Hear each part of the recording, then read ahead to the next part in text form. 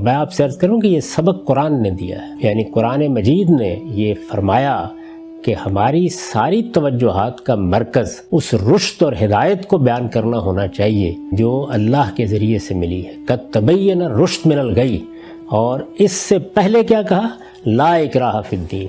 अल्लाह ताला ने दीन जैसी चीज़ के मामले में भी कोई जबर रवा नहीं रखा। इंसानों को राय की आज़ादी, ख्यालात की आज़ादी, बयान करने की आज़ादी आखिरी दर्जे में हासिल होनी चाहिए। ये जो हमारे यहाँ इल्मी चीज़ों के बयान करने में फ़लाँ ने गुस्ताखी कर दी और फ़लाँ ने ये कर दिया और फ़लाँ ने वो कर दिया, ये पहले ही एक आखिरी दर्जे की जहालत है जिसका ज़हूर हमारे यहाँ इल्मी हलकों तक में होता है। इसको ख़त्म करना था हमें, यानी ऐसी इल्मी फ़ज़ा पैदा करनी थी मुल्क में कि वहाँ शिया हों, वहाँ सुन्नी हों, अहले हदीस हों, वहाँ देवबंदी हों, बरेलवी हों, हनफी हों, शाफ़ई हों, एक बहुत अच्छी इल्मी फ़ज़ा में सब तबादला ख्यालात कर सकें।